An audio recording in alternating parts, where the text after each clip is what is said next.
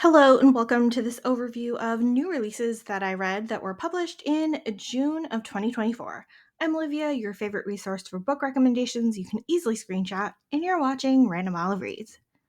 Finding Mr. Right by Kelly Armstrong is a contemporary standalone romance. This one is a super cute and fun rom-com about an author who fakes her identity to get a chance at a book deal. Daphne is in a whole lot of trouble when she realizes that her teenage zombie fighter book has sold under the pen name and fake biography of Zane Remington. Luckily, her best friend and lawyer has an actor lined up to play Zane for photo ops and interviews. Except Chris is not actually even an actor. He's actually a nerdy accountant who needs a break. Chris and Daphne are adorable together and definitely each have a crush on the other, even as they try to keep things professional. It's nice to see them team up together as the book gets even more popular and they end up on book tour.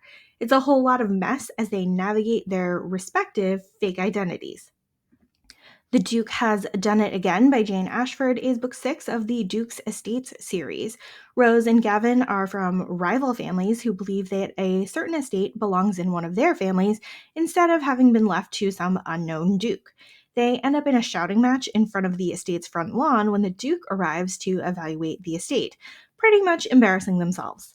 Luckily, the Duke and Duchess are quite astute to the problem and invite both Rose and Gavin to stay with them for a while to foster goodwill. They end up in a truce and then maybe kind of sort of start to truly like each other away from the angry influence of their respective parents. We get to see a connection form between Rose and Gavin ever so slowly, but satisfying all the same. The Captain and the Duchess by Alexa Aston is book 4 of the Strongs of Shadowcrest series. Widowed Duchess Dinah is back in the courting scene after the death of her husband, but she is not interested in any of the suitors that she's met so far. In the back of her mind, she's still thinking about her stepson's captain friend Drake, who had flirted with her when they first met. Back from his first journey as captain, Drake's first stop is to call on Dinah and see if he can arrange a dalliance. Luckily for everyone involved, she's very interested. It's a quick connection for these two, both physically and emotionally, even with their different social stations. This was a pretty quick, low angst, steamy romance that was very fun to read. Barely Even Friends by May Bennett is a standalone contemporary romance novel. This one is a super cute and steamy Beauty and the Beast retelling. We're off to a historic estate renovation with Bellamy, who is in charge of the project because her father Maurice is ill, and she finds a grumpy recluse Oliver there.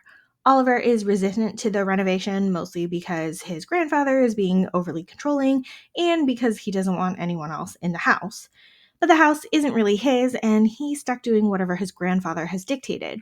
Bellamy is the ultimate sunshine, full of ideas and energy to complete the project, and she wears these really cute suspenders that Oliver is obsessed with.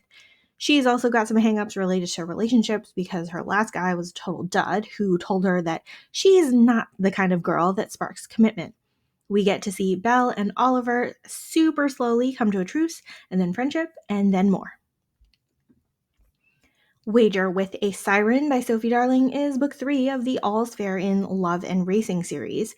Super stern and serious Julian is actually just trying to keep himself under control, thinking he does not deserve love and acceptance, while also distancing himself from his father's scandalous reputation. He gives the outward appearance of a respectable dullard. Except when he meets Tessa, the sister of a newly minted duke, who challenges him with her disdain. They end up making a wager about the horse he has in an upcoming race, and his prize is one night in bed with her. Tessa is not at all prepared for her new station in life and would prefer to stick to what she already knows as the co-owner of a gambling hell. But she and Julian are totally drawn to each other, and she's ready and willing to spend that night with him. There's a lot of compromise needed here on both their parts to figure out how they fit together. Isabelle and the Rogue by Liana de la Rosa is book 2 of the Luna Sister series. Middle sister Isabelle is often overlooked by everyone, making her perfect for sneaking around English manor houses looking for useful information to aid the Mexican government. While Isabelle and her sisters have fled Mexico for the safety of England, she's doing her best to help in any way possible. Unfortunately, that puts her in the sights of Captain Sirius Dawson, who has had his own assignments to learn about the potential connections to the French government. Sirius has cultivated a reputation as a rogue as he seduces his way into his information and thereby earned Isabel's disdain. However, when he spends more time with her, he finds that there's a lot more to her than it seems and develops a newfound respect and appreciation for her intellect. There's a lot of hiding and spying and getting stuck together in precarious circumstances, and pretty soon a fiery affair begins. Super steamy and emotional and perfect for all the overlooked blue stockings. The Earl and the Country Girl by Eva Devon is a standalone historical romance. Felix is doing such a terrible job at pretending to be a stable master that the local apothecary's daughter Alice realizes that he's a fraud pretty quickly. Felix is actually the Earl who owns the village and the estate, and he's trying to find out if his estate manager is embezzling funds. In exchange for Alice's help in learning how to play his part, he promises to set her up as a perfumer's apprentice in London. The book is split pretty much into two parts, with the first being all about the village happenings and catching the villain there, and then we go to London where Alice gets to learn the perfume trade. Plus, we get to see Felix and Alice start an affair with each other, knowing that neither are interested in marrying each other.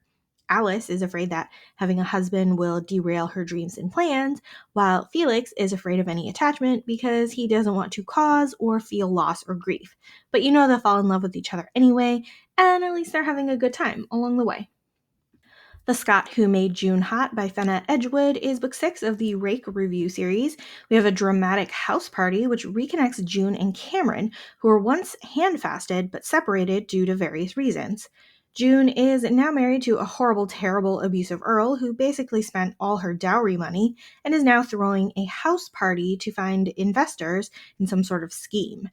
Cameron is invited to the party because he's a duke now, and June had no idea that he was the same person as her long lost love. While they talk out how they were separated all those years ago, they're still dealing with the horrible husband and his cousin slash mistress that he's been flaunting at the house party. We get loads of drama and chaos here as we uncover what's going on.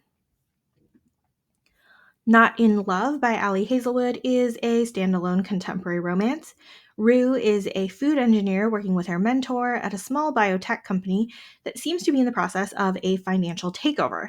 And it turns out one of the guys on the opposing team is a thwarted one night stand she met from an app. They're both shocked to see each other in a new setting, with attraction still simmering in the background. But now they're workplace enemies, so it's not a good idea. While Eli is supposedly the enemy, he's also completely gone for Rue and is willing to take whatever scraps of attention or conversation she hands out. He's the ultimate supportive guy, even if he has his own baggage. These two tell each other these awful truths about themselves that they've never told anyone else, and it comes with no judgment whatsoever, just acknowledgement and acceptance. And somehow, this twisted style of communication brings them closer together. Rue is the epitome of antisocial and basically a ball of social anxiety, but she's calm and comfortable around Eli. Maybe because he's so terribly accommodating, but also maybe because he also has a terrible past and can understand her. While Rue thinks that she's betraying her boss and mentor by spending more time with Eli, the boss has a ton of secrets we get to uncover through the business drama of the story. I liked seeing Rue ever so slowly start to open up with Eli and also see him drown in his affection for her. The Lord Who Adored Her and Other Love Songs by Charlie Lane is book 5 of the Art of Love series. Lord Atlas just wants to hire a cabinet maker to finish the repairs on the dower house at his family estate so it can be rented out and he can leave town. He is an injured soldier who's hiding his pain and sorrows from his family as he helps them restore their finances. Instead of just hiring an artisan, he ends up marrying her instead. Clara is a widow who's run away from her controlling father-in-law with her young son. She is the daughter of a skilled cabinet maker, so she's qualified to assist in the renovation, but she needs the protection of Atlas and his family. They decide on a marriage of convenience, knowing that Atlas plans to leave once the work is done. It was nice seeing Atlas fall in love with Clara and become a father to her son, plus wrap up the series with all of his siblings matched up to other people. Lady Scandal by Laura Lee Gurkey is book 2 of the Scandal at the Savoy series. Thrice widowed Countess Delia works as a party and event planner at the illustrious Savoy Hotel, and she's loyal to the manager who gave her a job there. Unfortunately, there's a new boss in the hotel, Simon, who is looking to cut budgets and bring in actual profits to the shareholders. At least that's what he's telling people. He's really there as a cover for the investigation, looking for evidence of a much deeper fraud and theft of hotel funds. He's not sure if Delia is part of the corruption, so he has to keep her at arm's length and not tell her the truth about his work. These two start off arguing about the approach to running the hotel, but are mostly angrily attracted to each other. It seems they fall in love quickly, but despite not knowing each other that well, and Simon keeping a big secret. I was definitely interested in seeing Delia realize that her hotel friends were really guilty of corruption and proving Simon right. A Simple Marriage by Jana McGregor is book 2 of the Millionaires of Mayfair series. All Pippa wants to do is own her own dress shop, but her overbearing duke of a brother won't release her dowry. She plans to solicit a marriage of convenience to a gentleman that her brother would likely approve of so she can get the money, but her brother's best friend Hugh ends up intercepting the letters and her suitors. They bicker and argue, and neither are interested in marriage to each other, except for the fact that they're attracted to each other. Actually, the attraction is why they don't want to marry each other, because Pippa is afraid that passion will lead to horrific arguments that she witnessed her parents having, and Hugh is afraid that love will cause immense grief that he witnessed his mother experiencing after his father had died. Clearly, they're both suffering from some generational trauma. Add in an overbearing brother best friend, and we've got a recipe for forbidden romance.